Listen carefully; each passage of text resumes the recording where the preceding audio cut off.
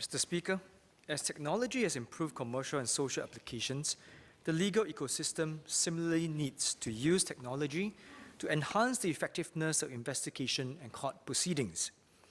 Two of the changes proposed in this bill involve the expanded usage of video facilities in legal proceedings. First, the expansion of video link hearings for pleas of guilt and sentencing. Video link hearings have been successfully implemented since 1996 for bail and remand applications involving remandees. Over time, video link hearings were used for pre-trial proceedings, followed by first mentions in 2010. The government then did not rule out that video link hearings would not expand into accepting pleas or sentencing. I'm glad to know that the state of technology has advanced such that it is possible to now hear more substantive matters like pleas of guilt and sentencing hearings in a more efficient yet procedurally fair manner. It also allows such matters to be heard without moving remandees between the court and prisons. This will reduce security risk as well as the manpower needed for the management of risk. While I support this proposed measure, I'd like to ask the Minister what safeguards would there be to ensure that the usage of video link will not compromise on the standard and quality of the proceedings and the process of justice.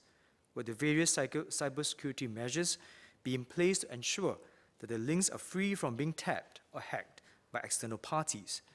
Will there be consultation with stakeholders and court users to ensure that the operational and technical aspects of the video link hearings do not compromise the quality of justice? Now, second, allowing video recording of the interviews and suspect statements will allow the courts to try cases more effectively by providing a contemporaneous account of the interview. How something is said is often as important as what is said. I note that the ministry has proposed a phased and measured approach. This is sensible because too rapid an adoption of technology has its downsides. People, even seasoned media personnel, sometimes react differently when they know that there is audio-video recording. This can also include investigators. We must not compromise on the effectiveness of our investigators, failing which justice is then not delivered fairly for the victims as much as the suspects. Time must be given to assess, calibrate, and enhance the competencies of our officers. Appropriate training should be given to our police investigators so that they can discharge interviews fairly and effectively. Court officers who are involved in such proceedings should also be trained to handle such recordings. Now, some members of the public whom I have spoken to were concerned about the effectiveness of the video recordings, since, as some of the members of this House has also pointed out, there could be interrogation or interview before the actual recording. In fact, some have also suggested more extensive recording and other processes. Mr. Speaker, we must note that statements are but one element in the entire investigation process. In my years of conducting investigation, I have never relied merely on confession or denial in a statement. I needed corroborative evidence. Our professional investigators look at the whole body of evidence surrounding a case. We must therefore never overburden the investigation process with extensive SOPs, nor must we over-rely on video recording, investigating, and judging a case.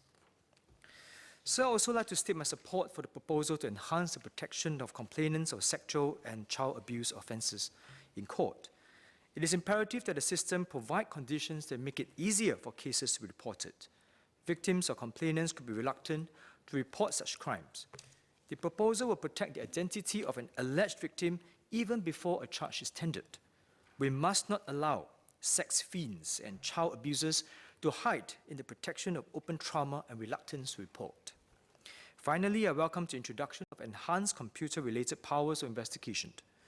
When criminals capitalize on the anonymity and ease of communication and transaction that technology allows for, law enforcement agencies must be empowered to go after them effectively. For example, facilitating access to computers situated outside of Singapore is critical in today's cross-border investigation. Otherwise, our laws would have failed to keep up with the changing environment. At the same time, I hope that these enhanced investigative powers will be exercised with great care. I'm heartened to know that the stakeholders have been consulted and that the feedback has been taken into consideration. With this, Mr. Speaker, I support the bill.